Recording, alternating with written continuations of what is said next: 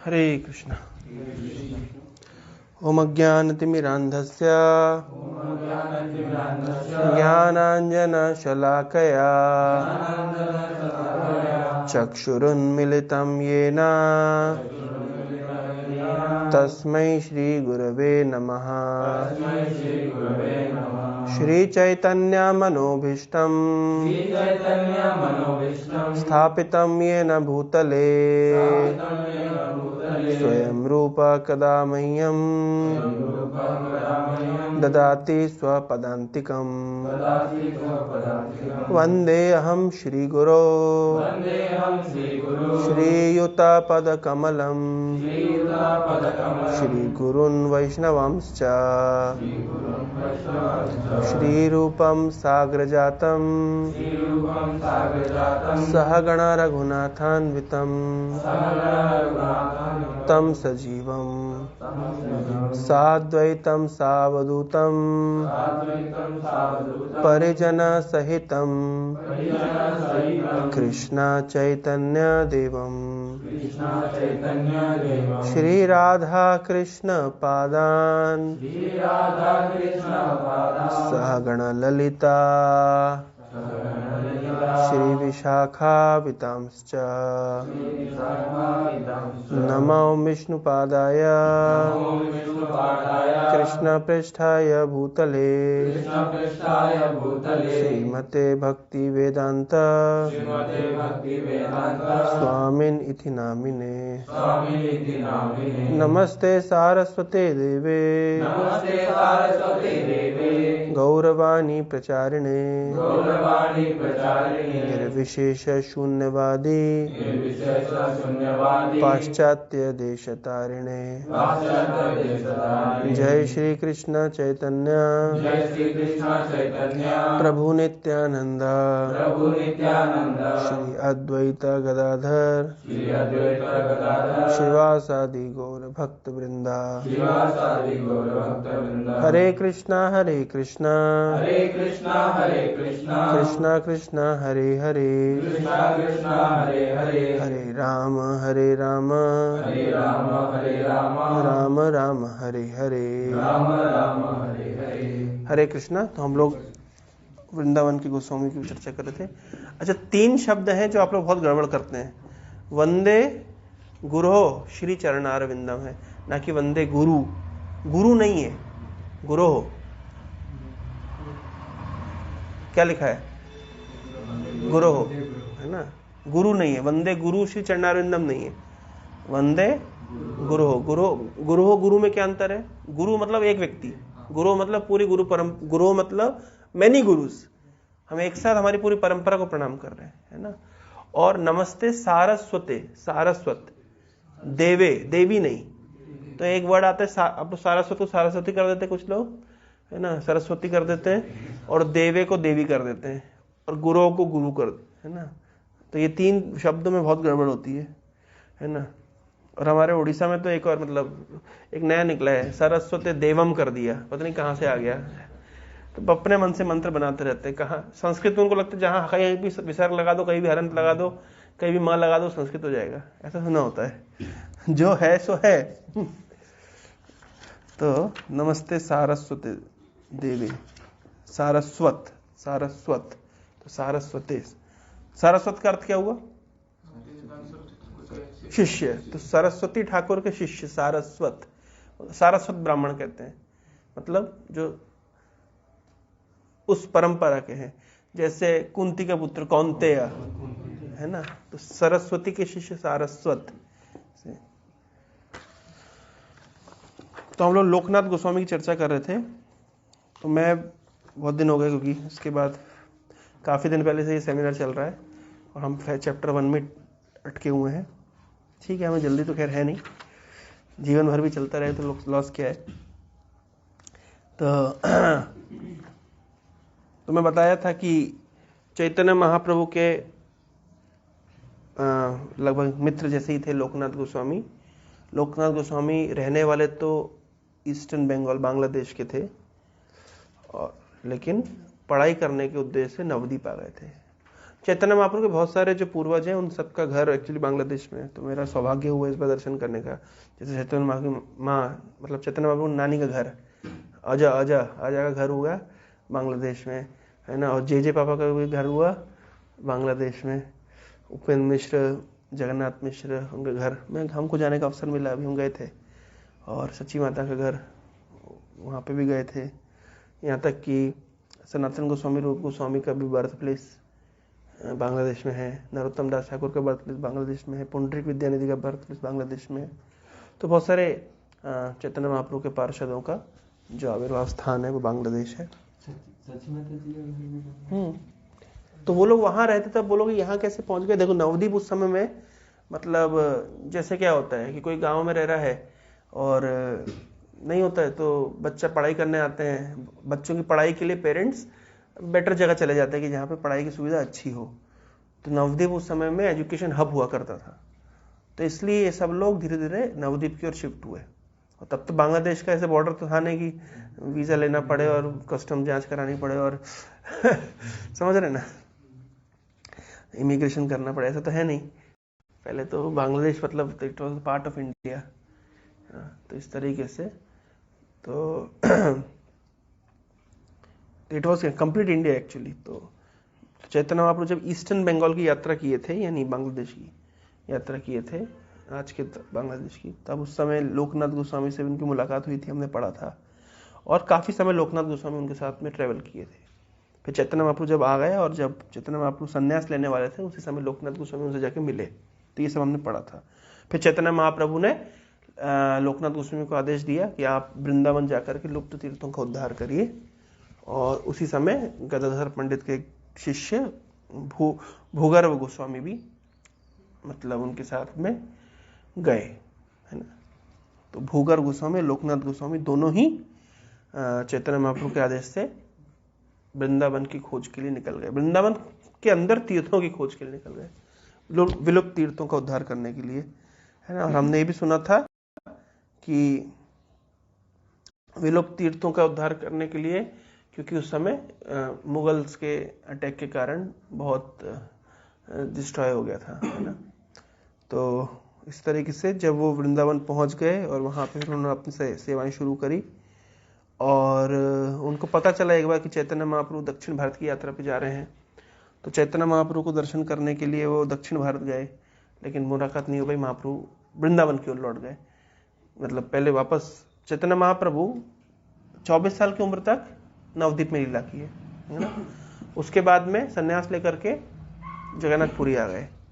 जगन्नाथपुरी में चैतन्य महाप्रभु उसके बाद 2 साल साउथ इंडिया की यात्रा पे गए, ठीक है। तो कितने हो गए? 24 साल प्लस ये 2 साल, 26 साल। फिर उसके चैतन्य वापस पुरी आए। उसके बाद चैतन्य महाप्रभु वृंदावन की यात्रा पे गए।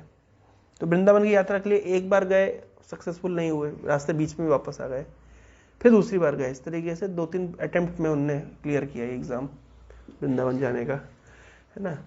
तो वृंदावन गए और मैं बताऊंगा कैसे क्या है। तो वृंदावन फिर दर्शन करके आए, लेकिन जब तक लोकनाथ गोस्वामी वापस वृंदावन पहुंचे पता चला महाप्रभु ऑलरेडी जा चुके हैं, तो उनकी मुलाकात नहीं हो पाई कुल मिलाकर के। लेकिन चैतन्य महाप्रभु उनको स्वप्न में दर्शन दे करके बोले कि अब मैं तुम्हारे साथ में हूँ हमेशा, तुमको जो मैंने सेवा दी तुम उस पर फोकस करो। क्या सेवा दी है? ये विलुप्त तीर्थों का उद्धार करो, खोजो ये तीर्थों को और उसको डेवलप करो।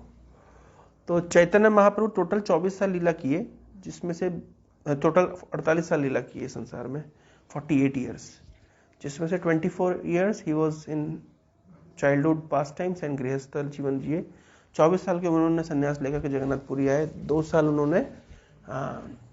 उन्होंने साउथ इंडिया की यात्रा करी। और तो 24 में से और 2 माइनस कर लीजिए, 22, है ना। और 18 ईयर्स चैतन्य महाप्रभु कंटिन्यूसली जगन्नाथपुरी में रहे। तो और माइनस कर लो, कितना हो गया? 6 साल, है ना।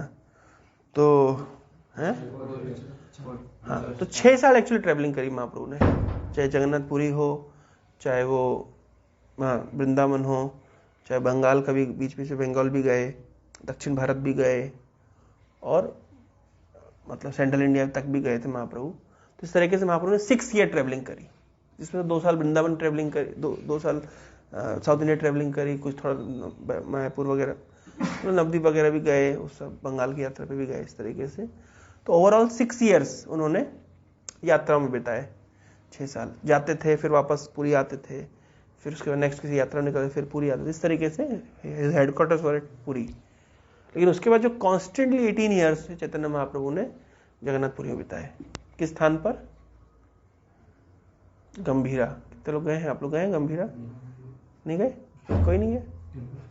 हाँ ना, गंभीरा, हाँ मतलब not very far away from Jagannath temple. तो गंभीरा वो स्थान है जहाँ पे चैतन्य महाप्रभु जो 18 साल रह करके एक छोटे से रूम में, बहुत छोटे से रूम में, और कृष्ण प्रेम का स्वादन करते थे और पागल हो जाते थे। महाप्रभु की लीला पढ़ेंगे तो आश्चर्यचकित होंगे। जिस उद्देश्य से चैतन्य महाप्रभु आए थे, हमने सुना था महाप्रभु क्यों आविर्भाव हुआ। कृष्ण ये देखने के लिए आ रहे हैं इस संसार में कि ये अनुभव, ये एक्सपीरियंस करने के लिए कि मेरे भक्तों को मेरी भक्ति करने से क्या लाभ मिलता है, क्या आनंद मिलता है। तो उस आनंद का स्वादन करना महाप्रभु का मूल उद्देश्य था। तो 18 साल महाप्रभु को किए, प्रीचिंग किए 6 साल, साउथ इंडिया जाके प्रीचिंग किए, वृंदावन गए, वाराणसी गए, प्रयाग गए, ये सब रास्ते से गए, झारखंड के जंगलों में होते हुए शेरों को और बाघों को और भालुओं को भी भक्त बनाया। समझ रहे हो? झारखंड में महाप्रभु गए थे, समझ रहे? तो इस तरीके से जंगल में गए थे, जंगल में बाघों को नचा देते थे। मतलब लोगों जब देखते हैं उनको नॉर्मल आदमी समझते ना, भगवान जैसे समझते? नहीं, भगवान जैसे नहीं, संत जैसे समझते हैं, समझते होंगे। भगवान के सामने तो दुर्योधन भी भगवान को भगवान ही समझता था, तो और क्या कह सकते हैं। भगवान जो कृष्ण यहाँ लीला कर रहे थे तो शिशुपाल के भगवान समझता था उनको, दुर्योधन भगवान समझता था। भगवान को भगवान समझने के लिए बहुत, कृष्ण को भगवान समझने के लिए कितना पुण्य कर्म का बैंक बैलेंस होना चाहिए। हम लोग जो महाप्रसाद मंत्र बोलते उसका अर्थ क्या है? महाप्रसादे गोविंदे नाम ब्राह्मणी वैष्णवे स्वअल्प पुण्यवताम राजन विश्वासो नैव जायते। विश्वासो नैव जायते, विश्वास नहीं जागता। किसका? एक हमारा विश्वास नहीं जागेगा। कब तक नहीं जागेगा?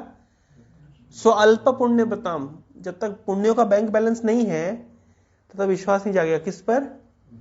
महाप्रसादे गोविंदे, गोविंद के महाप्रसाद में विश्वास नहीं जागेगा। नाम पे विश्वास नहीं जागेगा, है ना। ब्राह्मण पे विश्वास नहीं जागेगा, वैष्णव पे विश्वास नहीं जागेगा। कब तक नहीं जागेगा? जब तक पुण्यों का बैंक बैलेंस सफिशिएंट नहीं है तब तक विश्वासो नहीं बजायते। जा धातु का अर्थ होता है जन्म लेना। विश्वास नहीं जन्म लेता। कब तक नहीं जन्म लेता? स्वअल्प पुण्य बताम, जिसका थोड़ा पुण्य है, कम पुण्य है, बैंक में सफिशिएंट बैलेंस नहीं है, तो उसका विश्वास नहीं जागृत होता। किस पे? महाप्रसाद पर, नाम पे, ब्राह्मण पे, वैष्णव पे। अच्छा, इन चारों में सबसे कम बैंक बैलेंस में कौन सा अकाउंट खुल जाएगा? यानी सबसे कम पुण्य में किस पे विश्वास आ जाएगा?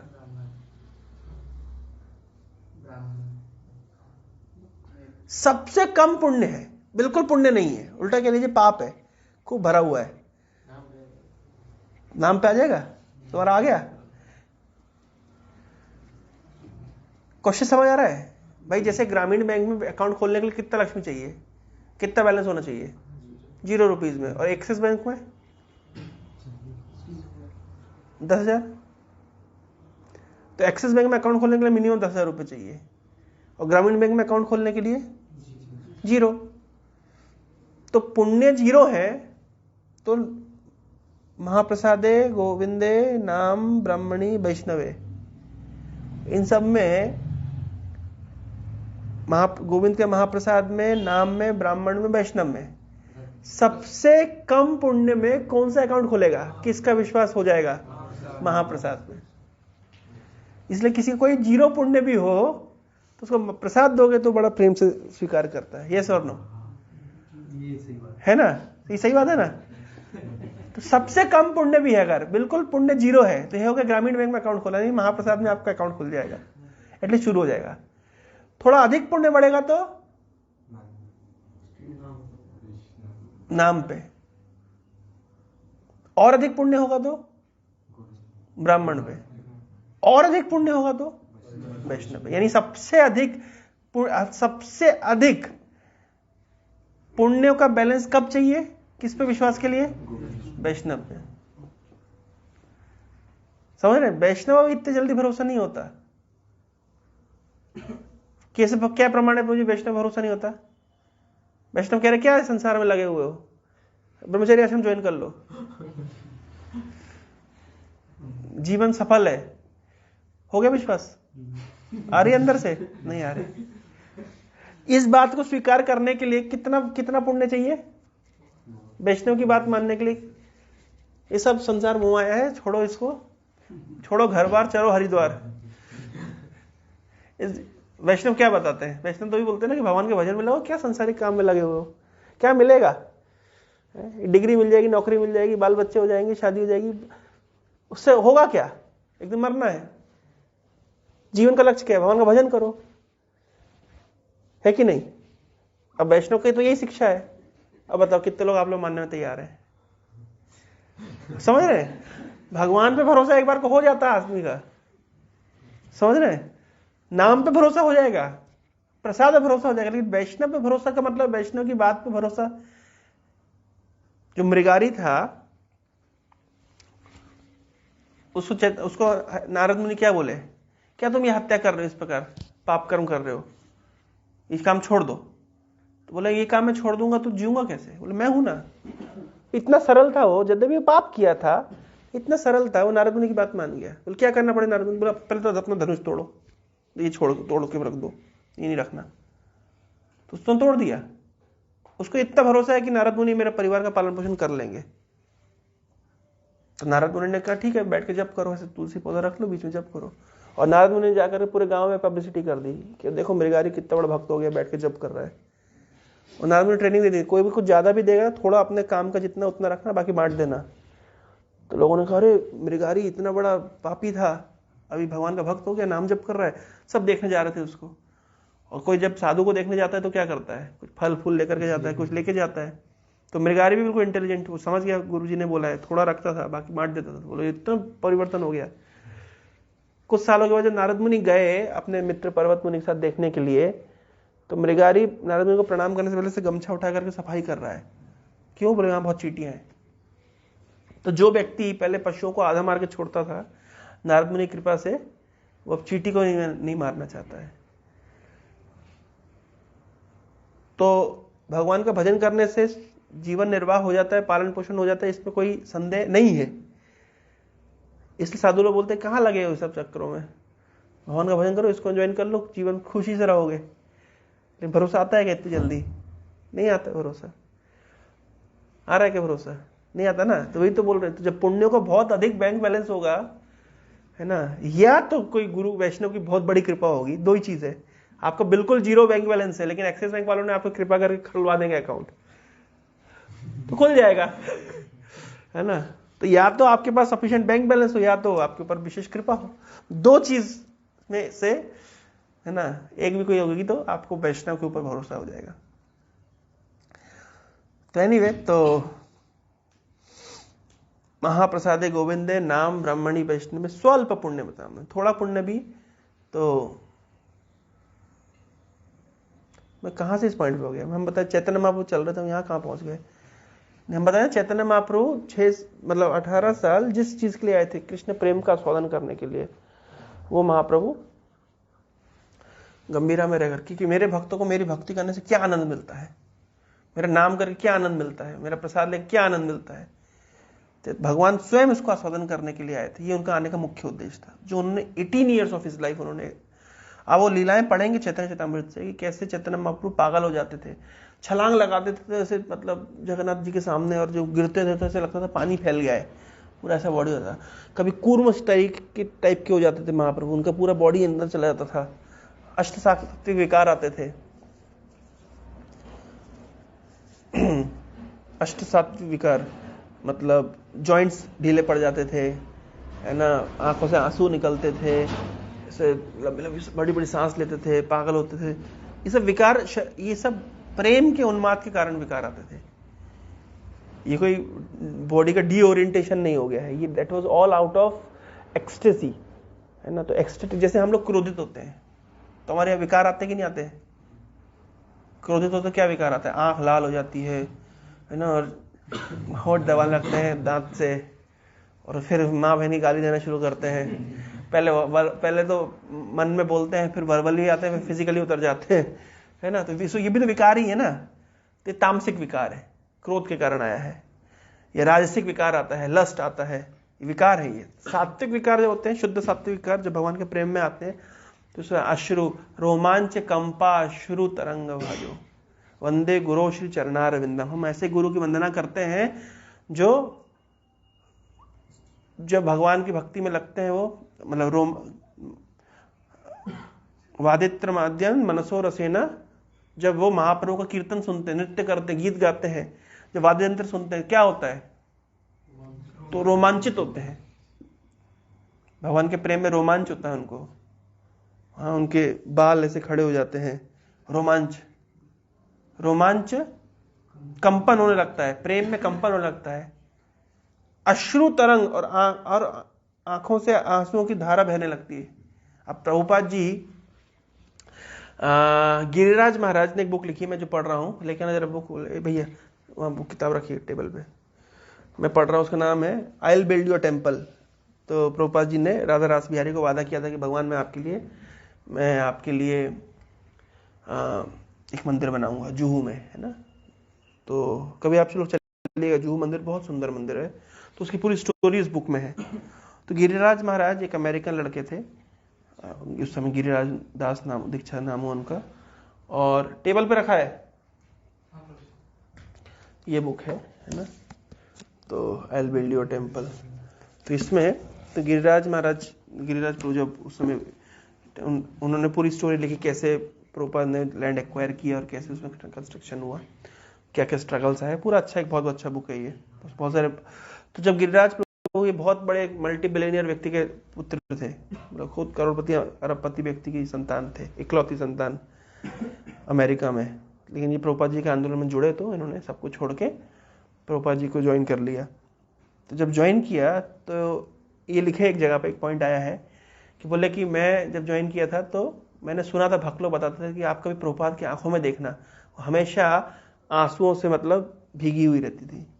तो गिरिराज महाराज लिख रहे कि जब मैं पहली बार प्रभुपाद का साक्षात्कार करने के लिए गया, मैं उनके रूम में, मैं उनकी आंखों में झांक के देखा, क्योंकि मैंने सुना था, मैंने देखा, हाँ प्रभुपाद की आंखों में ऐसा एक हमेशा एक मतलब समझे वेटनेस है, हमेशा भगवान की श्रुत है, अश्रु तरंग भाजो वंदे गुरु श्री चरणार विंदम। तो हम ऐसे गुरु की वंदना करते हैं जिसकी आंखों में हमेशा भगवान प्रेम के लिए आंसू भरे रहते हैं। तो ये सब लक्षण है। तो इसमें कहते हैं अष्ट सात्विक विकार। तो चैतन्य महाप्रभु मतलब बहुत सात्विक विकार मतलब ऐसे प्रकट करते थे, क्योंकि प्रेम का ये लक्षण है। प्रेम में ये है ना, इस तरह से सात्विक विकार होते हैं। तो जब प्रेम की इंटेंसिटी बढ़ती चली जाती है ना, तो जैसे छोटा सा एक समझिए, जैसे मान लीजिए आपको बोला जाए कि 25 किलो वजन उठा करके आपको पहाड़ चढ़ना है, कितना कष्ट लगेगा, कितना कष्ट लगेगा, है ना। लेकिन एक माँ है, उसका बच्चा बीमार है, 20 किलो का वजन है उसका, 25 किलो, माँ उसको उठा करके वैष्णो देवी की सीढ़ियां पे चढ़ जाती है, उनको कष्ट नहीं लग रहा, क्यों?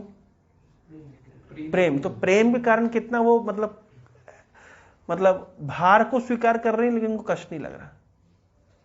इसका दूसरा उदाहरण ऐसे देते हैं, जैसे मान लीजिए किसी आप में से कभी कोई पब या बार में गया है? कोई नहीं? अंकल गया क्या? तुम गए हो? डांस किया क्या वहां पे? गर्लफ्रेंड के साथ, दोस्तों के साथ, सहेलियों के साथ? नहीं। फिर एग्जाम्पल सामान्य समस्या होगी, है ना। अगर आप कोई डांस करता है तो फिर बढ़िया है ना, डांस करो, फिर क्या करो, मूवी स्टाइल में अपनी गर्लफ्रेंड को उठा करके ऐसे हाथ में लेकर के आप चल सकते हो, है ना। तो कम से कम 40 किलो का वजन होगा गर्लफ्रेंड का, उससे कम तो नहीं होगा, 40-50 किलो, है ना। लेकिन आपको बोला जाए सिलेंडर उठा के लेके आना जब 14 किलो का नीचे से ऊपर, तो प्राण निकल जाएगा है। आप समझ रहे हैं? तो वहां पे कहां से इतनी एक्सटेसी आ रही है? पॉइंट समझ रहे हैं? वजन की बात नहीं है, बात है एक्सटेसी कहां से आ रही है? मतलब अलग ही एक फीलिंग आती है ना उसमें है।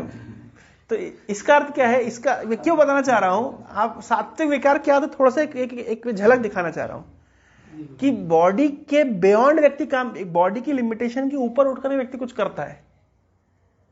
जैसे प्रभुपाद जी अगर केवल 2 घंटा सोते थे और बाकी समय पूरा समय परिश्रम करते थे, लिखते थे ग्रंथों को, भक्तों गाइड करते थे, कितना कुछ करते थे, तो ये तो बॉडी की लिमिटेशन, बॉडी की लिमिट से बहुत आगे बढ़ गए ना। कैसे बढ़ गए? ये भी तो एक विकार ही है ना, पॉजिटिव नेगेटिव। भाई बॉडी की एक क्षमता है, तो उस क्षमता से कम बॉडी परफॉर्म कर रही है, वो भी एक विकार है, वो नेगेटिव विकार है। उस क्षमता से कई गुना अधिक कर रही है, वो भी तो आप एक विकार बोलेंगे, लेकिन वो पॉजिटिव विकार है। तो इसका मतलब क्या है कि बॉडी एक्चुअली में बहुत कुछ फिजिकल डायमेंशन के परे है हमारा। जैसे मान लीजिए अगर आपका मन अच्छा नहीं है तो आप शरीर स्वस्थ होने पर भी आप कुछ नहीं कर पाएंगे। मन अच्छा है तो हमने ऐसे ऐसे लोगों को देखा है जिनका ट्रेन में एक्सीडेंट हो गया, दोनों पैर कट गए, वो नकली पैर लगा करके फुटबॉल खेल लिए कि स्विमिंग कर लिए, हुए ना ऐसे लोग, पहाड़ चढ़ गए। हाँ, तो वो क्षमता कहां से आ रही है? वो शरीर से आ रही है कि मन से आ रही है? मन से आ रही है ना। तो मन से आने वाली क्षमता में इतना बल है, आत्मा से जो क्षमता आती है फिर कितना बल होगा, और जब भगवत प्रेम से वो क्षमता मिल रही है उसका कितना बल होगा, समझ लीजिए। जस्ट मैं इसको जीव को बताते हैं, जैसे हम प्रमाण कहते हैं ना, अलग अलग तरह के प्रमाण, तो अलग अलग प्रकार के प्रमाण होते हैं। आप लोगों ने सुना होगा शब्द प्रमाण, प्रत्यक्ष प्रमाण, अनुमान प्रमाण। केवल 3 नहीं है, 14 प्रकार के प्रमाण बताए गए। उनमें से एक प्रमाण होता है कि कंपेयर करके आप चीजों को समझिए। भाई आप नहीं जानते कि अष्ट सात्विक विकार क्या है, क्रोध का विकार क्या है, तो आप जानते हैं? भाई आपको नहीं पता कृष्ण प्रेम किसको कहते हैं, ठीक है, आपको नहीं पता कृष्ण प्रेम। हमारे जीवन का लक्ष्य क्या है? कृष्ण प्रेम प्राप्त करना। हरि नाम 10 नाम प्राप्त करना क्या बोलते हैं? To have the desired success Krishna prem. तो desired success is Krishna prem. अब आपको कैसे पता कृष्ण प्रेम क्या है? आपको कृष्ण प्रेम का कोई अनुभव नहीं है, हाँ, लेकिन आपको यह अनुभव कि जब हृदय जलता है तो कैसे जलता है। भाई आपका दोस्त आपसे आगे निकल गया, सपोज करिए, कुछ दिन पहले लड़का मुझे कॉल किया, मैं बांग्लादेश में था, मुझे मैसेज किया, तो मैंने कहा भाई क्या हो गया, बहुत दुखी है। बोले मुझे ब्रेकअप हो गया। मैंने कहा अच्छा दुख, ये दुख है? बोले नहीं, बात दुख इतना नहीं है, बोले गर्लफ्रेंड मुझे छोड़कर मेरे दोस्त के साथ चली गई। वो जो अंदर से आग निकल रही है बेचारे की, वो जो तपन अनुभव कर रहा है, समझ रहे हैं आप यार? वो तो अब आपको कृष्ण प्रेम का अनुभव नहीं है, लेकिन आपको हृदय के ताप का तो अनुभव है। जब ईर्ष्या जलाती है, जब काम जलाता है, जब क्रोध जलाता है, इसका तो अनुभव है। तो फिर कृष्ण प्रेम क्या है? वो कृष्ण प्रेम एक ऐसी औषधि है जो इन सबको बिल्कुल शीतल कर देगी। कितने भी आग आपके हृदय में जल रही है, लेकिन अगर भगवान की भक्ति का रस आपको मिलेगा तो वो शीतल हो जाएगी। अब आप समझिए कि व्हाट इज कृष्ण प्रेम। तो ये भी एक तरह का प्रमाण है कि आपको वो चीज नहीं पता है, पर उसके एब्सेंस के बारे, उसके एब्सेंस आपको पता है। तो उसे अगर आपको जब वो कृष्ण प्रेम मिल जाएगा तो आप सारे संसार के कष्टों से ऊपर उठ जाएंगे, सब प्रकार के। तो आपको कृष्ण प्रेम का अनुभव नहीं है, लेकिन आपको किस चीज का अनुभव है? कष्टों का तो अनुभव है। जैसे मेडिसिन की जो वैल्यू है वो कैसे पता चलती है? भाई आप कितनी अधिक बीमारी में, बहुत बीमारी में है, और आप बहुत अच्छे डॉक्टर के पास गए, बहुत पैसा खर्चा किया आपने, उसने एक दवाई दी, एक मेडिसिन दी। होती है ना कभी कभी कुछ कैंसर की मेडिसिन होती है, एक एक गोली 2-2, 4-4 हजार रुपए की होती है। वो पेशेंट कितनी श्रद्धा के साथ उसको ग्रहण करेगा? क्यों? क्योंकि उसको दवाई का बल नहीं पता है, या उसको दवाई से लेकिन उसको अपनी बीमारी का कष्ट पता है, और उसे यह पता है कि यह दवाई मेरी बीमारी को समाधान कर सकती है, तो इसलिए उसको दवाई की वैल्यू पता है। तो उसी प्रकार से हमें कृष्ण प्रेम नहीं पता है, लेकिन हमें संसार का कष्ट तो पता है। इसलिए जिन लोगों को संसार में कष्ट मिलता है वो भाग्यशाली है। प्रभुपाद लिखे हैं कई पर्पट्स में, दे आर फॉर्चुनेट। क्यों, कम से कम वो उनको दुख और कष्ट का तो अनुभव है।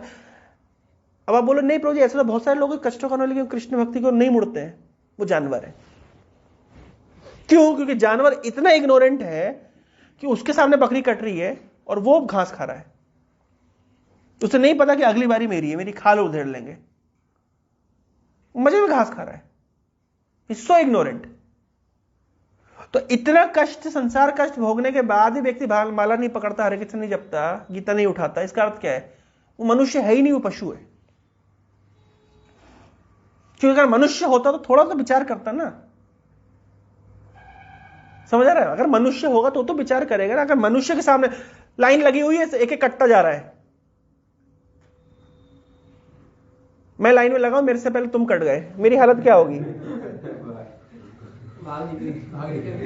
है मतलब भागेंगे, चीखेंगे, चिल्लाएंगे। मतलब हम अवेयर है कि भैया आदमी कट रहे हैं यहां पे, लेकिन जानवर अवेयर नहीं है। जानवर अवेयर नहीं होता है। जानवरों में गाय अवेयर होती है, थोड़ी सी कॉन्शियसनेस बेटर होती है, पता है आपको? बकरी तो बिल्कुल ही अवेयर नहीं होते, आराम से मजे में घास खा रहे हैं। गाय तो जिस दिन से उसको पालना शुरू करते हैं, उसको इंटेंशन पता है मेरे को किस उद्देश्य से पाल रहे हैं। इसलिए तो गाय कॉन्शियसनेस में बाकी जानवरों से बेटर है। तो मनुष्य अगर नहीं सोच सकता कि मैं कष्ट में हूं, और मतलब मनुष्य को पता ही नहीं कि मैं कष्ट में हूं, तो फिर वो पक्का जानवर है। तो जब जिसको पता ही नहीं कि मैं कष्ट में हूं, तो फिर वो कष्ट का समाधान क्यों करेगा? उससे जैसे सुअर है, तो सुअर इज सेटिस्फाइड, नाले में जब पड़ा हुआ है गंदगी में, ही इज वेरी हैप्पी, उसे पता ही नहीं इससे उन्नत जीवन में कुछ होता है। तो अगर मनुष्य भी उसी प्रकार का है, वो निम्न बिल्कुल क्या कहते हैं, निकृष्ट जीवन जी रहा है, लेकिन उसको पता नहीं है कि इसके ऊपर भी कुछ है। अब नहीं बोला मूर्ख है, जानवर है, ही इज अनअवेयर। अवेयरनेस आने से जिज्ञासा शुरू होती है। अथा तो ब्रह्म जिज्ञासा, अतः जब मनुष्य शरीर प्राप्त हुआ है, अब जिज्ञासा करो, अब इसके ऊपर क्या है जानो, जीवन के लक्ष्य के विषय में जिज्ञासा करो। तो जिज्ञासा जो करता है वही मनुष्य एक्चुअली। वेदांत की दृष्टि में, वेदों की दृष्टि में, जिसके मन में जिज्ञासा है वही मनुष्य, जिसका जिज्ञासा नहीं है वो पशु नंबर 1 है। That's all. इसलिए इसको चाणक्य लिखते हैं, मनुष्य रूपेण मृगः चरन्ति। मनुष्य के रूप में हिरण, मृगा का अर्थ हिरण भी होता है, मृगा का अर्थ जानवर भी होता है। तो मनुष्य के रूप में जानवर है, जानवर, लेकिन रूप कौन सा है? मनुष्य। That's all. मनुष्य रूप में मृगा चरन्ति। तो जीव गोस्वामी एग्जांपल दिए कि हम कोई चीज की प्रेजेंस को हम उसके एब्सेंस में अनुभव कर सकते हैं। That is also one kind of प्रमाण। और उस तरीके से ये एनालॉजी देना भी एक प्रकार का प्रमाण है। ऐसे करें कई प्रमाण है, जिसमें से बेस्ट प्रमाण है शब्द प्रमाण।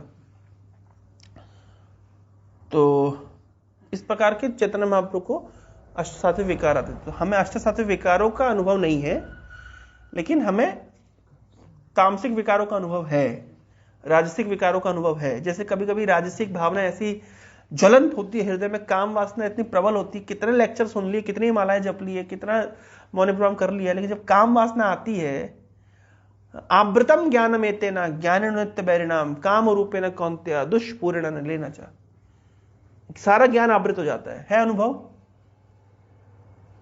नहीं है, अनुभव नहीं है।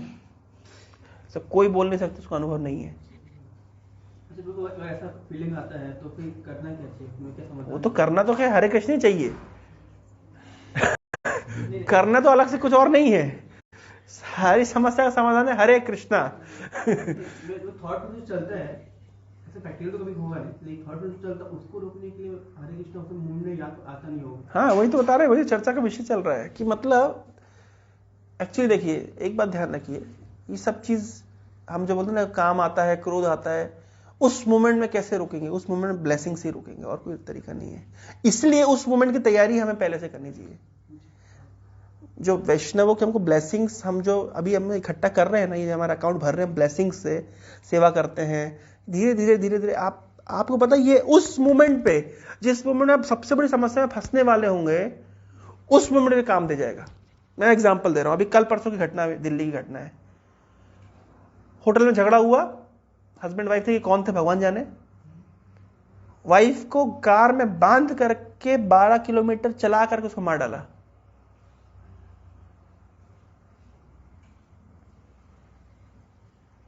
आप समझिए उस मोमेंट उसकी बुद्धि कहां चली गई। क्रोध मतलब अति, क्रोध बोलो कि क्रूरता बोलो कि जो बोलो, उस मोमेंट में उसकी बुद्धि कहां गई। उसे क्यों समझ नहीं आया कि मैं जो कर रहा हूं उसका जीवन बर्बाद, मेरा जीवन बर्बाद, सबका जीवन, मतलब it's all lose lose situation. Win win तो भूल जाओ, लूज लूज सिचुएशन। उसको क्यों बुद्धि नहीं आई? इसलिए बुद्धि नहीं आई क्योंकि उसका कोई बैंक बैलेंस नहीं है। भगवान के भजन का, वैष्णवों की कृपा का कोई बैंक बैलेंस उसके पास नहीं है। इसलिए उस मोमेंट पर कोई बुद्धि नहीं आई। बुद्धि देने वाला कौन है? मत्ता स्मृति ज्ञानम अपोहनम च। आप यकीन बता रहा हूं, भगवान का भजन कर रहे हैं, नाम जप कर रहे हैं, आप कुछ गलत काम करने जाएंगे, अब याद रखिएगा, आप गलत काम करने के लिए कितना इंटेंशनली भी जाएंगे, क्योंकि आपने भजन किया है ना, वो एक मोमेंट में भगवान आपको कहीं ना कहीं से बचा देंगे। मैं नहीं कह रहा आप चैलेंज लेके जाओ, अरे वैसे अब तो ये अलग भी होगा, आप तो कैसे बचाए मैं देखता हूं, मैं तो चाकू लेकर इसको मारूंगा, है शक्ति को मैं चाकू लेकर के मारूंगा, देखता हूं भगवान बचाते कि नहीं बचाते। ऐसा नहीं मैं कह रहा, मैं कह रहा हूं कि ऐसा कई एक्सट्रीम मोमेंट में होता है कि आपके भजन का जो बैंक बैलेंस है, आपके जो वैष्णव कृपा का बैंक बैलेंस है, उस समय भूल जाता है। उस समय वो बोलता है नहीं, बात मुझको तुरंत आपको स्मरण आ जाए मैं क्या करने वाला था। अब जो रेप केस होते हैं, आप देखिए कितने तो रेप होते हैं, एक दिन में 100 रेप होते हैं भारत में।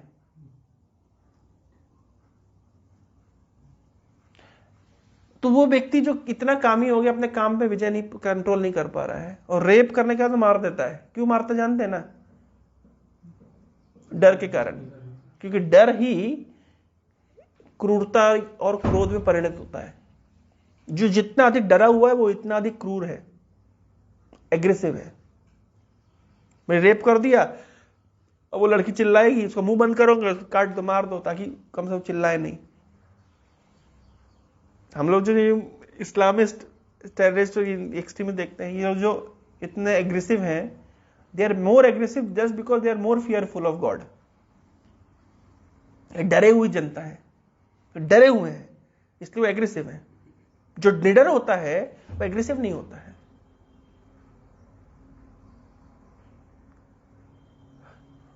मैं कल एक कोट पढ़ा था चाइनीज लियो का, the best fighter is never angry. जो अच्छा जो लड़ाकू होता है वो एंगर से काम नहीं करता, क्योंकि एंगर में तो इंटेलिजेंस जाम हो जाती है, तो फाइट कैसे करेगा। ये जो WWE वाले होते हैं, ये एंगर दिखाते ही एंगर होते नहीं है, ट्रिक्स जानते हैं। जो वो होते हैं ना, जो उसमें खेलते हैं, क्या बोलते हैं उसको, नहीं नाम नहीं बोल रहा मैं, ये बोल रहा हूँ जो हमारे यहाँ, अरे रेत वेत डाल करके कुश्ती में है ना, तो कुश्ती वाले क्या लगता है, जो अलग ट्रिक करते हैं, या जो कुंफो कराटे वाले, वो एंगर, उनको एंगर कंट्रोल करने की शिक्षा दी गई है। क्यों? आप एंग्री हो जाओगे, आप बुद्धि खो दोगे, तो आप लड़ोगे कैसे? लड़ने के लिए स्ट्रेंथ कम चाहिए, और फिजिकल और मेंटल और इमोशनल और इंटेलेक्चुअल स्ट्रेंथ ज्यादा चाहिए। वो तो क्रोध आ गया तो जाम हो जाएगा ना, वो तो फिजिकल स्ट्रेंथ करेगा क्या? कुछ रूल्स होता है, उनको फॉलो करना पड़ता है, कुछ रूल्स होता है, फॉलो करना पड़ता है। हाँ, मतलब कुल मिलाकर you can not become angry, you need to control your emotion. Emotion control होना जरूरी, नहीं तो आप बेस्ट परफॉर्मेंस नहीं कर सकते। कोई क्रिकेट मैच में आपने देखा कि आपकी पारी में बार ज्यादा विकेट हो गए हैं, अब आप गए बैटिंग करने के लिए, तो आप गुस्से में जाएंगे तो क्या आप इंटेलिजेंटली खेल पाएंगे? नहीं ना। तो आपको तो अपने इमोशंस के ऊपर कंट्रोल करना ही पड़ेगा, ये तो सीखना ही पड़ेगा। तो वो जो व्यक्ति जो रेप कर दिया, रेप करने का मर्डर किया, क्योंकि अपने क्रोध को कंट्रोल नहीं कर पाए, क्योंकि डर को, क्रोध नहीं था, ये भय था, भय था। चलिए अब मुझे बात बताइए, तो वो क्यों नहीं उसको कंट्रोल नहीं कर पाए उस समय अपने लस्ट को? क्योंकि उसने कोई आध्यात्मिक ज्ञान का उसके पास विजडम नहीं है, कोई भजन या कोई तपस्या का बल नहीं है, तो जिस मोमेंट में वो फेल हो गया। अब मुझे बताओ कि आप कितना अधिक भी पढ़े लिखे हो, कितना अधिक आपकी अच्छी आपकी सैलरी है, नौकरी है, आप व्यापारी है, कुछ भी है, आपके से हाथ से ऐसी कोई घटना हो जाए, आप लस्ट के प्रभाव में आकर के किसी का रेप कर दिए, क्रोध के प्रभाव में आकर किसी का मर्डर कर दिए, ग्रीड के प्रभाव में आकर आप करप्शन कर दिए, आप मुझे बताओ आपके कैरियर का क्या होगा? आपके जीवन भर की पढ़ाई लिखाई मेहनत का क्या हुआ? एट द एंड पानी। तो आप मुझे बताओ ये ज्ञान की आवश्यकता है कि नहीं है?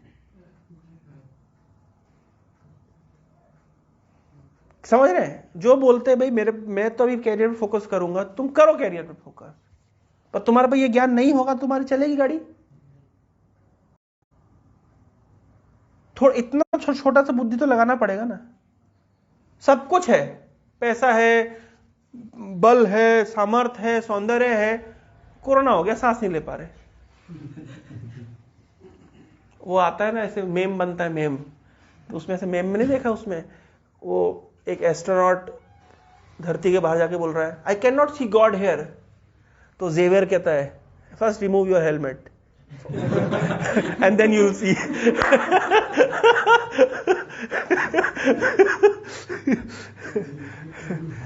है जेवियर बहुत हार्ड बोलता है। तो पॉइंट समझिए, आपके पास बहुत कुछ है। ये बच्चे, भैया मैं क्लास तुम लोग को देने आया हूं, तुम लोग सिलेंडर में लगे हुए हो, क्या बात है? अच्छा गैस खत्म हो गई, और क्या लेने जा रहे हो? अब उनको भी उठा के लाना पड़ेगा। अच्छा अच्छा मेरा गैस है आपके। तो पॉइंट समझ रहे हैं? हमको अष्ट सात्विक विकार का तो अनुभव नहीं, लेकिन हमें तामसिक राजसिक विकारों का अनुभव है कि जब राजोगुण हमारे ऊपर अटैक करता है तो हम कितना पागल बना देता है हमको। आप इतिहास से पढ़िए, लोग कैसे कैसे काम के कारण पागल हुए हैं, अति है। एक भागवत में एक श्लोक है,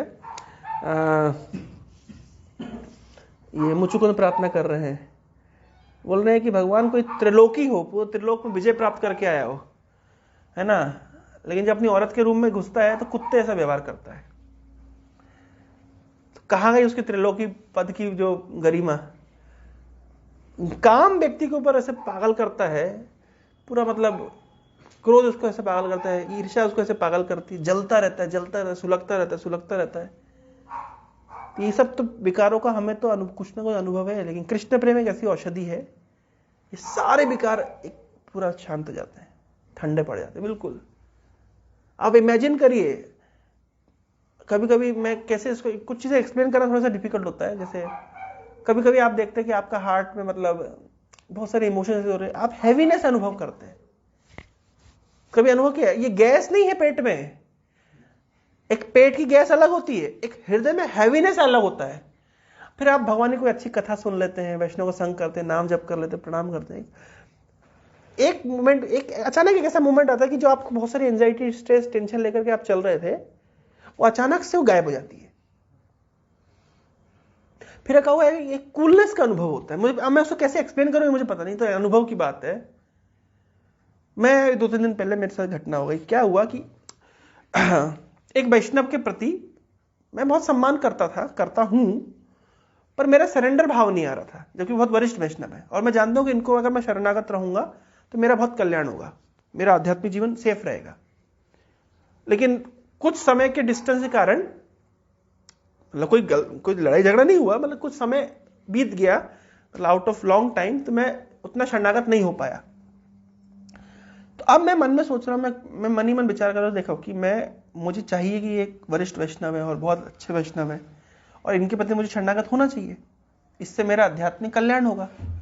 लेकिन अब तो इतना डिस्टेंस हो गया है, may be because of time factor, space factor, what ever, कि मैं धीरे धीरे मेरे मन से उनकी जो इंस्ट्रक्शंस है या जो गाइडेंस उनने मेरे को दिया है, वो उससे मैं दूर हो गया। लेकिन अब मुझे एक अवसर मिल रहा है कि मैं वापस से उनको सरेंडर करूं, शरणागत बढ़ा दूं। पर करूं कैसे इसको, कैसे वापस से ये करूं?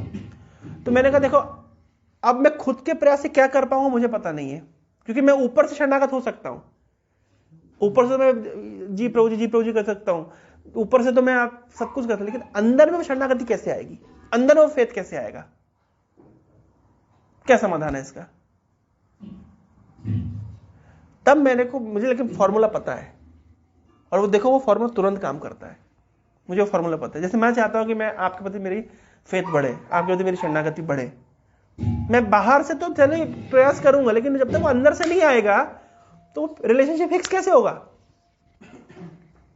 फॉर्मूला ये है, आप हृदय में बैठे परमात्मा से प्रार्थना करिए, भगवान देखिए मैं चाहता हूं इन वैष्णव के प्रति शरणागति मेरी बढ़े, आप कृपा करिए, है ना, ताकि मन ही मन बोलना, आपको मुंह से बोलना भी नहीं पड़ेगा, आप मन ही मन बस प्रार्थना करिए, भगवान कि मैं जानता हूं कि अगर मैं इनके संरक्षण में रहूंगा, इनके मार्गदर्शन में रहूंगा तो मेरी भक्ति बहुत अच्छी चलेगी, तो आप कृपया करके आप कुछ मेरे, क्योंकि आप तो हृदय मत्ता स्मृति ज्ञानम अपूर्णम, आप ही स्मृति देते हैं, आप ही विस्मृति देते हैं, आप ही ज्ञान देते हैं, भाई देने वाले तो आप ही है ना।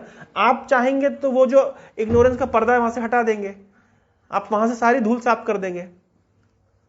भगवान गीता में कह रहे हैं कि जो व्यक्ति जिस देवता के पास जाता है, जिस गुरु के पास जाता है, जिस बाबा टाबा के पास जाता है, उसके प्रति मैं श्रद्धा को मैं स्थिर करता हूं।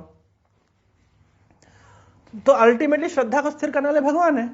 ये मोबाइल फोन अच्छा है, अल्टीमेटली मेरे को कन्विंस करने वाला आप नहीं है। मैं आपके शोरूम में गया, आपने मुझे मोबाइल दिखाया, मैंने मोबाइल देखा, मुझे पसंद आ गया, इसलिए नहीं कि आपने मुझे अच्छा कन्विंस किया, आपने अच्छा बोला, फिर हृदय का मैकेनिज्म में भगवान बैठे हैं, वो बोलेंगे ये मोबाइल ले ले, अच्छा है, ठीक है, ले ले। वो जब तक अंदर से कन्विक्शन नहीं आएगा आप नहीं करेंगे। तो अंदर कन्विक्शन तो अंदर वाला ही देगा ना, बाहर वाला क्या कर लेगा? गुरु कैसे प्राप्त होते जीवन में? ऐसे ही प्राप्त होते ना कि भाई मुझे गुरु से दीक्षा लेनी है, मुझे भक्ति जीवन में आगे बढ़ना है, मैंने आपको मिला, मेरे को आप अच्छे लगे, लेकिन अभी तक मेरे शरणागति आई नहीं, वो भाव आया नहीं मेरे अंदर, तो हृदय में प्रार्थना करो भगवान कि आप मुझे सही मार्गदर्शन दीजिए, मुझे तो ये महाराज जी अच्छे लग रहे हैं, इनसे मैं दीक्षा लेकर के आगे बढ़ सकता हूं अपने आध्यात्मिक जीवन में, आप मुझे मार्गदर्शन दीजिए। भगवान हृदय में श्रद्धा को स्थिर कर देंगे। जब अंदर से हृदय में श्रद्धा स्थिर हो गई तब रिलेशनशिप स्ट्रांग होता है। तो मैंने वही फॉर्मूला लगाया, मैंने भगवान से प्रार्थना करी कि भगवान देखिए आप तो जानते हैं कि इतना समय हो गया, इतना दूरी हो गई, इस कारण से मैं उतना शरणागत नहीं हो पाया इन वैष्णव के, आप कृपा करेंगे तो मैं वापस से मेरा फेथ और प्रखर हो जाएगा। और विद इन मोमेंट्स में देख रहा हूं चीजें चेंज होने लगी। This is how it works. मुझे समझ नहीं आता जब लोग मेरे को बोलते हैं कि हम सफल नहीं हो रहे, मेरे को तो आश्चर्य, सफल कैसे नहीं हो रहे? हम कैरियर में सफल नहीं हो रहे, हम भक्ति में आगे नहीं बढ़ पा रहे। मैंने कहा तो मतलब तुम प्रार्थना नहीं करते हो इसलिए तुम नहीं आगे बढ़ रहे। तुम कभी हृदय में बैठे हो भगवान से बात करे हो, भगवान है ना, मैं माला जप कर लेकिन रुचि नहीं आ रही है, मैं सेवा कर रहा हूँ लेकिन ठीक से नहीं चल रहा है, कि मेरा कैरियर मेरे को इतना टॉर्चर कर रहा है कि मैं आपके लिए समय नहीं निकाल पा रहा हूँ। देखिए जो व्यक्ति बोलता है कि मेरे पास भक्ति के लिए समय नहीं है, मैं बहुत प्री ऑक्यूपाइड हूँ, मेरे बहुत सारे असाइनमेंट है, बहुत सारे training placement this that that चल रहा है, वो व्यक्ति झूठ बोल रहा है। इसलिए झूठ बोल रहा है क्योंकि आप हृदय में बैठे परमात्मा से बोलिए, भगवान से बोलिए। क्या भगवान की इतनी क्षमता नहीं कि आपकी व्यवस्थाएं करेंगे? हम नहीं बोल रहे हैं, क्यों नहीं बोल रहे जानते हैं? हम सफिशिएंट इच्छा नहीं रखे भक्ति में आगे बढ़ने की।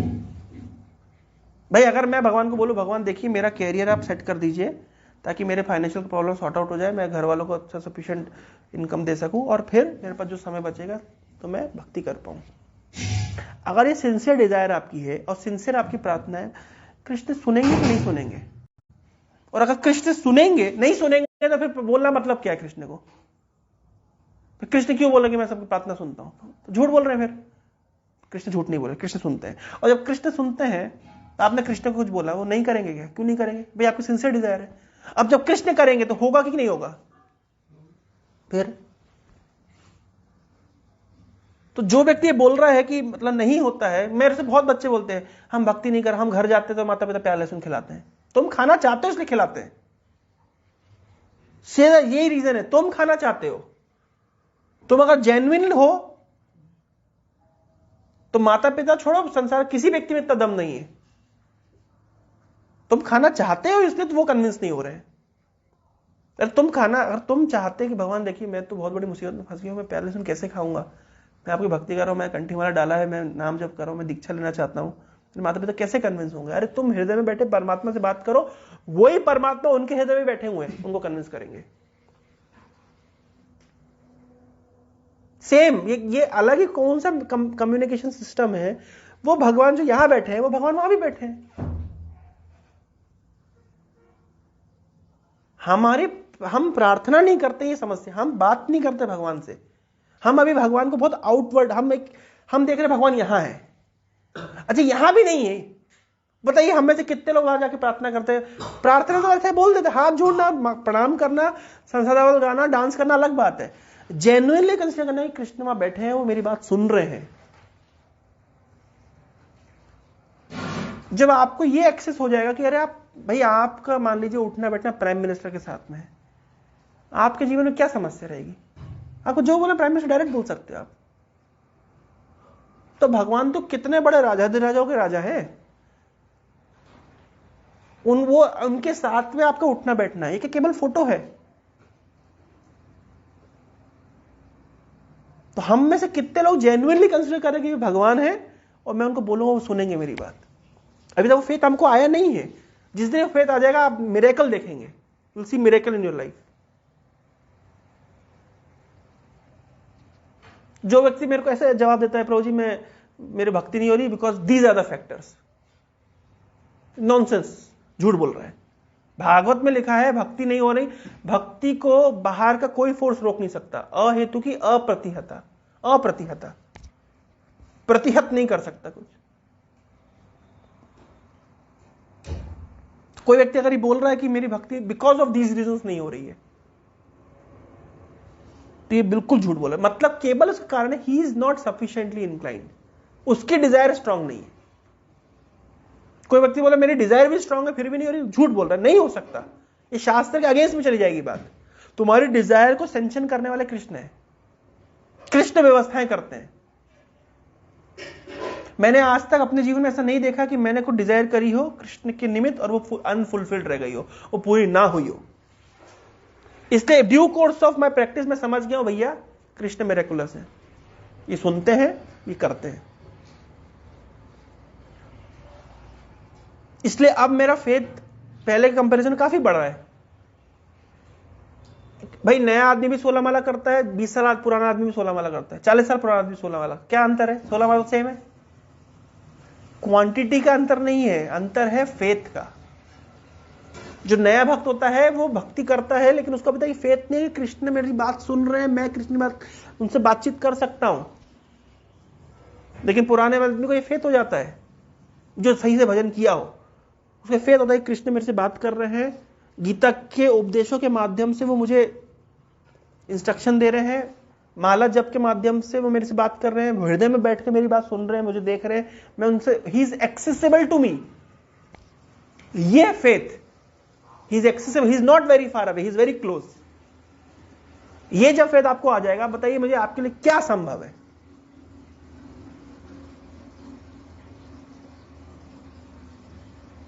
There is nothing impossible in Krishna consciousness, कुछ भी असंभव नहीं है।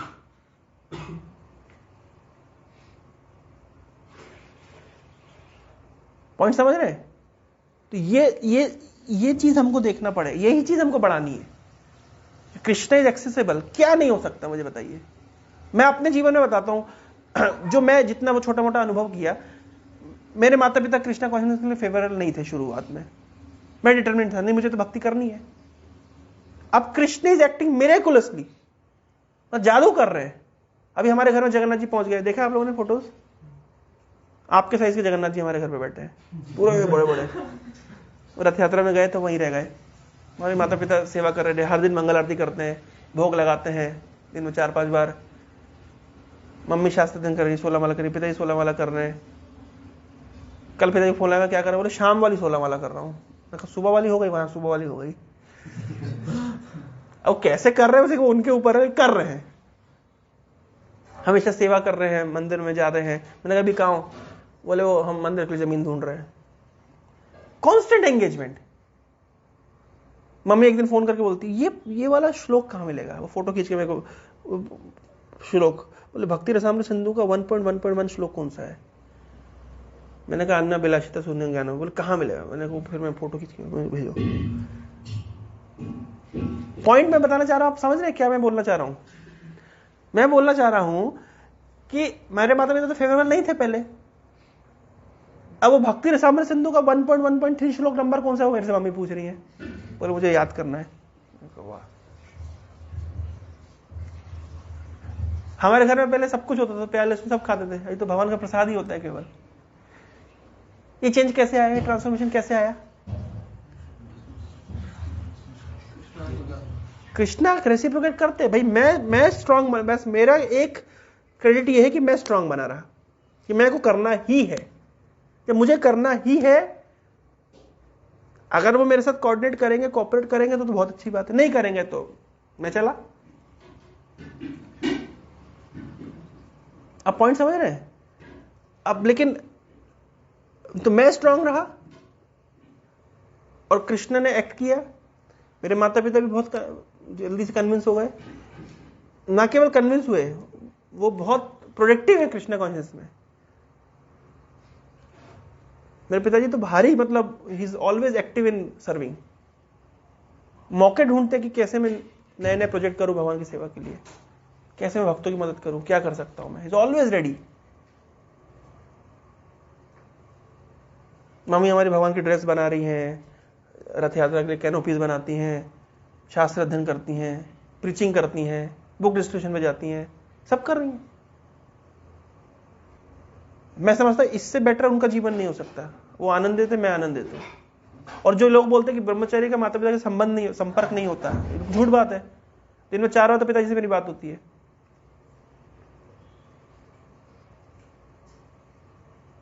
ऐसा कोई हार्डली कोई दिन होता होगा कि मेरे माता पिता से कम ही बात होती हो। कभी सेवा में व्यस्त होने के कारण 2-4 दिन नहीं बात हो पाती है, बात भी होती है तो फिर सेवा के मुद्दे पे। अब बात भी जो होती है हमारी, वो डिस्कशन किस टॉपिक पे होता है, सेवा रिलेटेड। और बात करने के क्या है, जनरली बात होगी तो क्या होगा, रिश्तेदारों में उसने ऐसा बोल दिया, उसने ऐसा कर दिया, अड़ोसी ऐसा बोल दिया, पड़ोसी वैसा बोल दिया, रिश्तेदार ने ऐसा कर दिया, उसके घर गए तो उसने हमको चाय नहीं पूछी, उसने कहा पूछा कॉफी नहीं पूछी। यही बातें होती है ना। आम आदमी क्या होती है, आम उसमें घरों में किस टॉपिक की बात होती है, यही बात होती है। हमारे टॉपिक ही नहीं है। हमारे टॉपिक होती है वो गीता के फलाने नंबर श्लोक में वो क्या लिखा है तो थोड़ा बता। बोले मेरी मम्मी बोलती वो वॉइस रिकॉर्डिंग करके भेज देना, ये वाला टॉपिक मेरे को समझना है, मैं को समझूंगी तो मैं क्लास देनी है मुझे।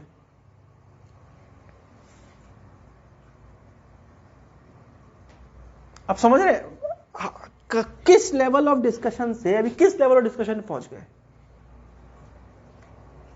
हमारे पिताजी के साथ यही बातचीत होती है, अच्छा मंदिर के लिए वहां 1 एकड़ भूमि मिल रही है, वो 1.5 करोड़ में मिल रही है, पैसा कैसे अरेंज करेंगे, उधर पे कर रहे तो अच्छा तुम्हारा IIT वाला लैंड हो गया, उसको कैसे करेंगे, क्या डेवलप कर रहे हो, गार्डन करोगे क्या, कंस्ट्रक्शन कब शुरू करोगे, फंड कैसे आ रहा है, अच्छा और फिर क्या है नेक्स्ट प्रोजेक्ट, क्या करेंगे, ये क्या करेंगे, वो क्या करेंगे, अच्छा लाइब्रेरी बना रहे हो क्या, अभी और लाइब्रेरी कितने बच्चे कितने और आ सकते हैं, उसके लिए और कितना इन्वेस्ट करना पड़ेगा।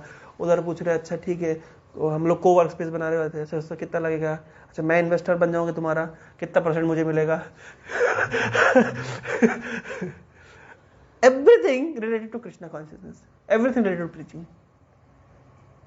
मेरे को आप बताइए, मतलब मेरे लिए कितना फ्रीडम है। मैं भी जाऊंगा शायद जनवरी, हल्दा महाराज जा रहे हैं भोपाल, तो मैं भी साथ में जाऊंगा महाराज के। तो बताइए जो झूठ बोलते हैं कि ब्रह्मचारियों का माता पिता से संपर्क नहीं होता, झूठ बात हो गई ये तो। एक ब्रह्मचारी, वो उसके पिताजी बीमार है, ठीक है, तो मुझसे रिक्वेस्ट किया कल कि प्रभु जी मेरे को कुछ लक्ष्मी की जरूरत है। तो मैं कल में एक नया लाइब्रेरी को सेट करके आ गया। मैंने कहा इसका जो प्रॉफिट होगा वो तुम्हारे माता पिता की सेवा में लगेगा, कि तुमने अपना जीवन दिया है वहां की सेवा में, मैं उसका जो प्रॉफिट आएगा वो उनके लिए। तो मुझे बताइए क्यों नहीं हो सकता, क्या असंभव है कृष्ण भक्ति में, क्या असंभव है कि कृष्ण के साथ हम युक्त होने में हमारा क्या लॉस है, हमारा क्या नुकसान हुआ। भोजन पानी कम मिल रहा है, बताओ जितना भोजन पानी जिस क्वालिटी का, क्वांटिटी का, टेस्ट का, वैरायटी का हमको बेस में मिलता है, घर में होता है उतना, ईमानदारी से बताओ। है? होता है? नहीं होता ना। तो प्रमाण है ना ये। जिस तरीके की जीवन शैली हम यहाँ पे जीते हैं, सुबह उठते हैं, नाचते हैं, गाते हैं, अच्छी सुनते हैं, क्वालिटी लाइफ, बताओ मुझे वो क्या घर पे होता है कि वो कहाँ हो रहा है? मम्मी को पता है, मम्मी दिमाग खराब।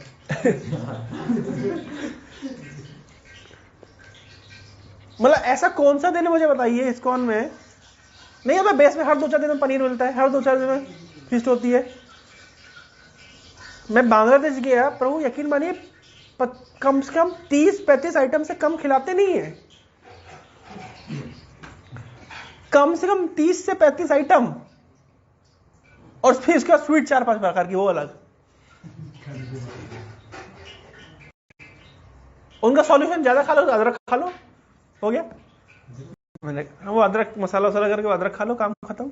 मैंने कहा वाह, मतलब कम से कम 4-5 वैरायटी का बोलो। पहले तो करेला होगा, 4-5 वैरायटी का करेला होगा, मतलब कड़वी चीजों में 4-5 वैरायटी होगी। करेला होगा, उसके बाद में बैंगन के ऊपर नीम वाला वो होगा, 3-4 वैरायटी का वो होगा। फिर 4-5 वैरायटी के साग होंगे, फिर 4-5 वैरायटी की सब्जियां होंगी, फिर 4-5 वैरायटी। फिर उस मतलब जब पनीर आ रहा है, और उसमें तरीका उनको देने का क्या होता है, पहले एक आइटम देंगे, फिर दूसरा देंगे, फिर तीसरा देंगे, फिर चौथा देंगे, फिर पांचवा देंगे, फिर छठवा देंगे, फिर सातवां देंगे। ऐसे नहीं उड़िया लोग जाते सब डाल दिए खाओ खिचड़ी बना करके।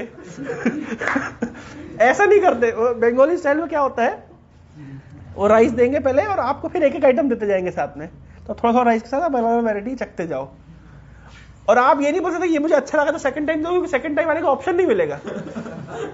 कि मान लो आपको आपको 16वीं आइटम अच्छी लगी, 16वीं आइटम अच्छी लगी, तो आप नेक्स्ट 16 तो जब तक जाओगे इसको मांग, पुराना 16 ये इसको मांगने तो पेट भर चुका होगा आपका। जब पनीर आएगा तो समझने लगे ये 75% हो गया है, अब पनीर आ रहा है। और लास्ट में देते दाल। ये उनका style of, Vaishnava style of, मतलब वो बंगाली स्टाइल ऑफ सर्विंग है। उसके बाद स्वीट शुरू करेंगे, तो स्वीट्स का फिर वैरायटी लेके आएंगे, और उसका खिला पिला के बोले प्रभु जी हम तो आपकी सेवा ही नहीं कर पाए।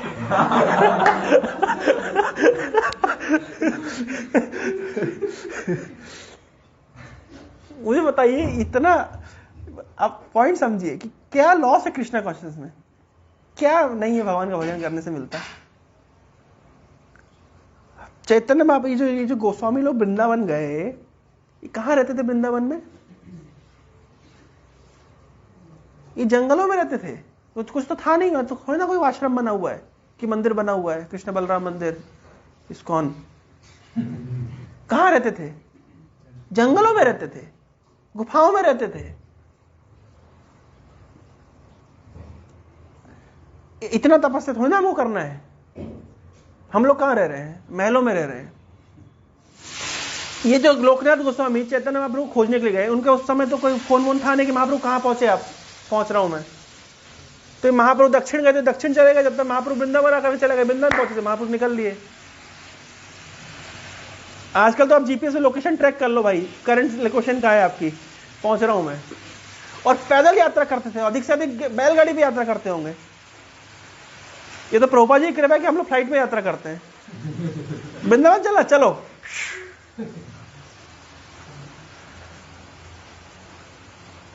भगवान कृष्ण ने श्रील प्रभुपाद को कहा कि तुम जाओ और ग्रंथ लिखो और कृष्ण भक्ति प्रचार प्रसार करो। प्रभुपाद ने मना कर दिया, बोले मैं नहीं जाऊंगा। प्रभुपाद जी ने कृष्ण को मना कर दिया, मैं नहीं जाऊंगा। क्यों नहीं जाओगे? बोले मैं गोस्वामियों की तरह में वृंदावन में एक पेड़ के नीचे आज एक रात, दूसरे पेड़ के नीचे दूसरी रात, तीसरे पेड़ के नीचे तीसरी रात, मैं ऐसे नहीं रह सकता। रघुनाथ दास गोस्वामी ऐसे 1 दोना छाछ पी करके रह जाते थे 2 दिन में एक बार। बोले मैं इतनी तपस्या नहीं कर सकता। तो भगवान कृष्ण ने पता क्या बोला प्रभुपाद जी को? भगवान कृष्ण ने कहा तुम चिंता मत करो, तुम जाओ, मैं तुम्हारे लिए मार्बल के महल बनवाऊंगा। तुम जब है, और रही बात खाने पीने की, तुम्हें हर बार 56 भोग मिलेगा, उससे कम नहीं मिलेगा। तो तुम जाओ ग्रंथ लिखो। तो प्रभुपाद जी ने कहा पक्का? पक्का। और बोले इतना ही नहीं, केवल तुमको ही नहीं मिलेगा, तुम्हारी पूरी जो पीढ़ी आएगी, generations by after generations, ISKCON में जो भी भक्त आएंगे बोले सारे वो महलों में रहेंगे, वो 56 भोग खाएंगे, वो फ्लाइट पे ट्रेवल करेंगे, वो अच्छा कपड़ा पहनेंगे, कारों में घूमेंगे, अच्छी लाइफस्टाइल जिएंगे। तो देखिए प्रभुपाद जी को कृष्ण आश्वासन देकर भेज दिया, उसके बाद प्रभुपाद जी के बाद आप देख लीजिए सबको ये मिल रहा है फैसिलिटी की नहीं। उसके पहले प्रभुपाद जी के पहले के गोस्वामी लोग कैसे रहते थे आप ये देखिए, वृंदावन के गोस्वामी देख ही रहे ना आप, जंगल में रह रहे थे, थोड़ी ना हमको जंगल में रहना है। तो प्रभुपाद जी कितनी कृपा है हमारे ऊपर।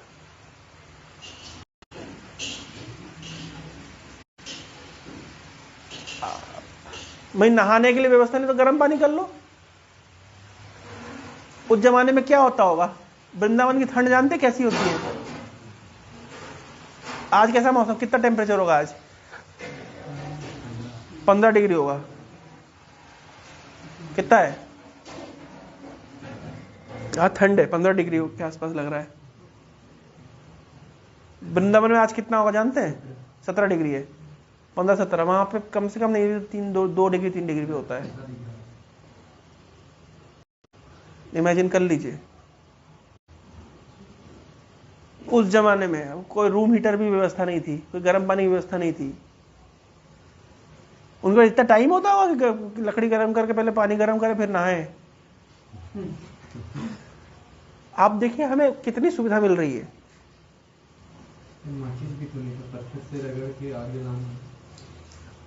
नहीं, एक आरुणी वुड होता है, पत्थर से रगड़ने से आग नहीं जलाते।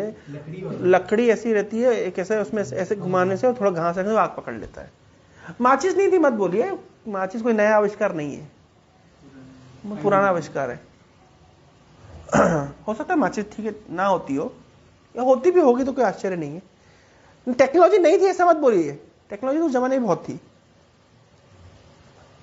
एक्चुअली कंस्ट्रक्शन साइट में तो ज्यादा टेक्नोलॉजी थी। आप देखिए जो ताजमहल उस जमाने बना है कि गोविंद जी का मंदिर जमाने में, आज हमारे जैसे हजारों इंजीनियर भी लग जाएंगे, बना पाएंगे? नहीं बना पाएंगे ना। टेक्नोलॉजी तो उस जमाने में थी और बहुत सोफिस्टिकेटेड टेक्नोलॉजी थी। तो मैं बताना चाह रहा हूं कि आज हमें उतनी तपस्या नहीं करनी जितने हमारे पूर्ववर्ती आचार्यों ने तपस्या करी है। आज तो हम एक कंफर्टेबल लाइफस्टाइल जी के भी भजन कर सकते हैं और कर रहे हैं। इतना होने पे भी नहीं करेंगे तो फिर धिक्कार है, फिर थू है। समझ रहे ना हमारी तपस्या क्या है? मैं बार बार प्रभुपाद जी ने कहा केवल 4 रेगुलेटरी प्रिंसिपल, 16 माला जप करो। और तपस्या है क्या हमारी? 16 माला जप करने के लिए एक ही तपस्या लगती है कि आपको अपने टाइम को थोड़ा मैनेज करना पड़ता है कि आपकी माला हो जाए। That's all.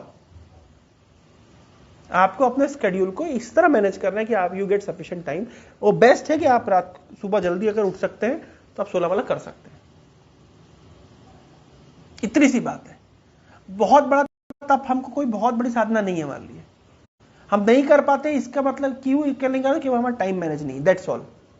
हमारा भजन में हमको समय इसलिए नहीं मिल रहा है क्योंकि हम लोग का एक तो डिटर्मिनेशन कमजोर है और टाइम हम मैनेज नहीं कर रहे। That's all.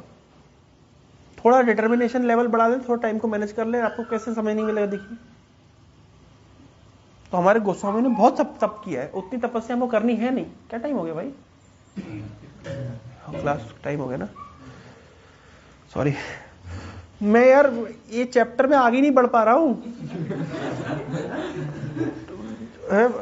हमारे श्रोता लोग, ऑनलाइन श्रोता लोग बोलेंगे कि आप सेमिनार करें गोस्वामी तो वृंदावन के ऊपर, वो टॉपिक तो छेड़ते ही नहीं है। वो महाप्रभु की तरह दक्षिण भारत यात्रा कर रहे हैं, कभी कभी पश्चिम भारत यात्रा कर रहे हैं, कभी पूर्वी भारत यात्रा कर रहे हैं, लेकिन वो टॉपिक पे नहीं पहुंच रहे, वृंदावन नहीं पहुंच पा रहे। इसी प्रकार चैतन्य महाप्रभु एक बार वृंदावन के लिए निकले थे तो हजारों लोग उनके पीछे चलने लगे। तो महाप्रभु ने कहा इतने हजार लोग लेके वृंदावन जाऊंगा क्या? तो फिर महाप्रभु रामकेली से वापस आ गए। रामकेली में सनातन गोस्वामी, रूप गोस्वामी से मिले। उस समय वो साकर मलिक दबीर खास प्राइम मिनिस्टर और फाइनेंस मिनिस्टर थे हुसैन शाह के राज्य में। तो उनसे मिलकर के महाप्रभु वापस आ गए। तो फर्स्ट अटेम्प्ट महाप्रभु का वृंदावन जाने का क्लियर नहीं हुआ। एक्चुअली फर्स्ट अटेम्प्ट वृंदावन जाने का था भी नहीं। फर्स्ट अटेम्प्ट तो रूप गोस्वामी सनातन गोस्वामी से मिलने का था। तो ये आएगा कि महाप्रभु कैसे मिले। तो रूप गोस्वामी सनातन गोस्वामी से मिले चैतन्य महाप्रभु, फिर बाद में उनको कन्विंस किए कि आप कन्विंस क्या किया, तो कन्विंस थे, बस बोले सही समय आने पर। पहले रूप गोस्वामी चैतन्य महाप्रभु को ज्वाइन किए, फिर सनातन गोस्वामी राजा के दरबार से भाग गए। कैसे कैसे भागे वो स्टोरीज में सुनाऊंगा आप लोगों को आने वाले कुछ सेशंस में। उसके बाद में चैतन्य महाप्रभु ने सनातन गोस्वामी, रूप गोस्वामी को वृंदावन भेजा। तो फिर बाद में जितने भी गोस्वामी, जब पहले कौन रहे थे, लोकनाथ गोस्वामी और भूगर गोस्वामी। इसके बाद सनातन रूप गोस्वामी पहुंचे, सनातन गोस्वामी पहुंचे, जीव गोस्वामी पहुंचे, गोपाल भट्ट गोस्वामी पहुंचे, रघुनाथ गोस्वामी, सब लोग फिर धीरे धीरे जाके वृंदावन पहुंचे। और वृंदावन पहुंचने के बाद में सबका थोड़ा थोड़ा कंट्रीब्यूशन ऐड होता गया। और आखिरी में एक आए नारायण भट्ट गोस्वामी। ये दक्षिण भारत से आए थे, मदुरई में इनका जन्म हुआ था। मदुरई जानते हैं, मदुरई मीनाक्षी टेम्पल, मदुरई में इनका जन्म हुआ था, नारायण भट्ट गोस्वामी। नारायण भट्ट गोस्वामी ने फिर उनके एक डीटी का नाम था, है ना, लाडले, ऐसा कुछ नाम था उनका डीटी का, बाल गोपाल। तो वो उनके साथ रेसिप्रोकेट करते थे भगवान। तो वो बाल गोपाल को लेकर के जाते थे। उनका तीर्थ उद्धार का बहुत सिंपल तरीका था। वो अपने बाल गोपाल डीटी को लेके जाते थे, बाल गोपाल ये है, पूरा करके उन्होंने सबसे अधिक तीर्थों को मतलब खोज लिया। तो मैं बस तीर्थों का नाम बता रहा हूं कि किन किन तीर्थों को उन्होंने खोजा, तो आपको समझ आएगा कि उनका क्या कंट्रीब्यूशन है। मानसी गंगा, कुसुम सरोवर, गोविंद कुंड, चंद्र सरोवर, ये सब गोवर्धन में है। पूतना खल, है ना, बाल क्रीड़ा स्थल और रमण वन इन गोकुल, रासस्थली इन वृंदावन, भानुखोर, प्रिया कुंड, पिली पोखर, दानगढ़, मानगढ़, विलासगढ़, उसके बाद में ये सब बरसाना में, है ना। उसके बाद देहकुंड, त्रिवेणी, उच्चग्राम, गया कुंड, काशी कुंड, विमल सरोवर, कुरुक्षेत्र, पंचतीर्थ, धर्मकुंड, 84 खंबा, ये सब वृंदावन में जाएंगे सब देखने को मिलेगा। चीर घाट, नंद घाट, विरहवन, चरण पहाड़ी देखा है आप लोगों ने? मैं फोटो दिखा दूंगा आपको। भगवान कृष्ण के पैरों का चिन्ह है वहां पे। एक पैर का चिन्ह है और एक उन्होंने लाठी रखी थी गाय को ये करने की, तो लाठी का चिन्ह है, पैर का चिन्ह है, चरण पहाड़ी। ये सब खोजा नारायण भट्ट गोस्वामी ने। ऐसा करके बहुत सारे एक साथ, मतलब बहुत उनको ये सब चीजें वहां पे विलुप्त थी, आप नहीं जानते थे। दानगढ़, मानगढ़, ये सब गोवर्धन, ये सब बरसाना में है। ये बरसाना अब में कोई भी नहीं गया क्या? अब तो जाएंगे तो देखेंगे बरसाना में। उसके बाद ये सब पूरा पहाड़ के ऊपर है। हाँ बस, राधे राधे, बस ये सारे जो जितने लीला से ग्राम सब उन्हें नारायण भट्ट गोस्वामी ने खोजे। उनका खोजने का स्टाइल बहुत सिंपल था। वो लाडली जी को ले जाते थे, वो बता देते थे ये है।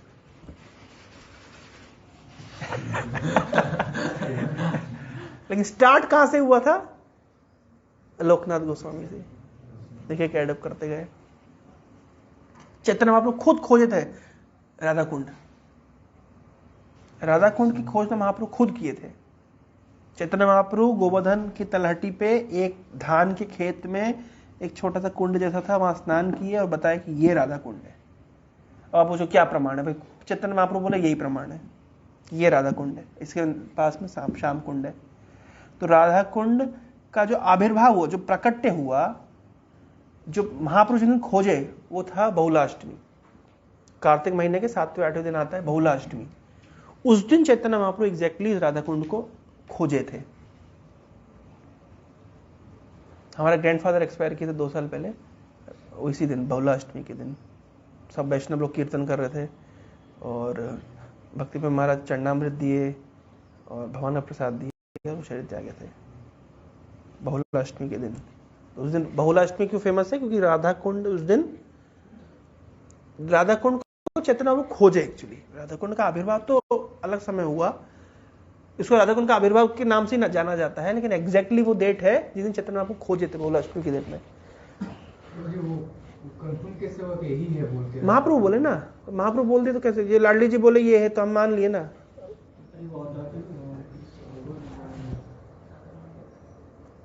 अब ये कई चीजों में क्या होता है, कुछ चीजों में कंफर्मेशन के लिए आप कहां साइंस लगाएंगे? यहाँ पे महाप्रभु बोल दिए यही प्रमाण है। देखो महाप्रभु जैसे जैसे इसमें भक्त सिद्धांत ठाकुर, उनके आप मायापुर गए ना, चैतन्य मठ में, चैतन्य गौड़ी मठ में श्याम कुंड राधा कुंड है कि नहीं है? श्रीवास आंगन में श्याम कुंड राधा कुंड बना है कि नहीं बना है? वहां कौन बनवाया? भक्ति सिद्धांत ठाकुर बनवाए। भक्ति सिद्धांत ठाकुर वहां पे श्याम कुंड राधा कुंड बनाए। हम लोग गए थे पुंडरिक विद्यार्थी के वहां पे बांग्लादेश में, वहां पे भी श्याम कुंड राधा कुंड बना हुआ है। तो ये श्याम कुंड राधा कुंड अभिन्न है वृंदावन की श्याम कुंड राधा कुंड से। बनाया किसने? भक्ति सिद्धांत ठाकुर ने। कैसे पता चलेगा अभिन्न है? अरे वही वो वैष्णव बता रहा है अभिन्न है, मतलब अभिन्न है, दैट्स ऑल। ये स्थान जिसमें अभी हम बैठे हैं ये वृंदावन से अभिन्न है। यहां पे भगवान है, क्या प्रमाण है? यहां भगवान है, क्या प्रमाण है?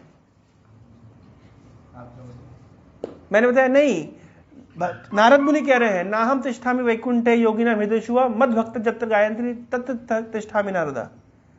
जिस जगह पे मेरा कीर्तन होता है, मेरा कथा होती है, मैं वहां हूं, बस वहां है।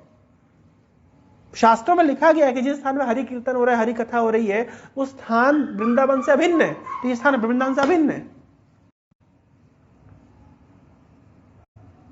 अब आप बोले नहीं प्रभु जी वृंदावन से अभिन्न नहीं है, मतलब भिन्न है। बोले कैसे?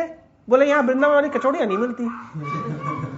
तो वृंदावन में कचौड़ी के लिए जा रहा आदमी, वृंदावन जा रहा है कथा कीर्तन के लिए, वो तो यहां भी मिल रहा है। तो जिसको वृंदावन नहीं दिख रहा है यहां पे, क्योंकि वो कथा कीर्तन नहीं देख रहा है, वो क्या देख रहा है? कचौड़ी। पॉइंट समझ रहे?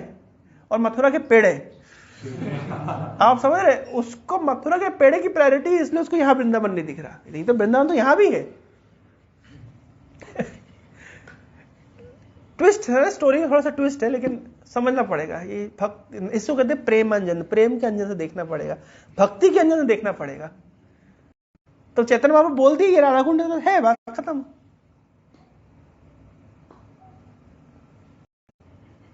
हम लोग जब ये आचमन करते हैं तो इसमें प्रार्थना करते हैं कि सारे नदियां यहाँ पे आप प्रकट हो जाइए, सिंधु कावेरी गंगा यमुना सब यहाँ पे प्रकट हो जाइए।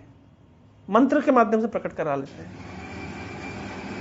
तो that water is as good as वो तीर्थ का जल। क्या प्रमाण है? एक प्रमाण नहीं है, पर इफेक्ट करेगा, यह प्रमाण है। भक्ति बढ़ाएगा आपकी। ये जो नॉर्मल स्नान करते हैं, अगर इस समय भी अगर हम मंत्र उच्चारण करें तो वो भी गंगा जल हो जाता है।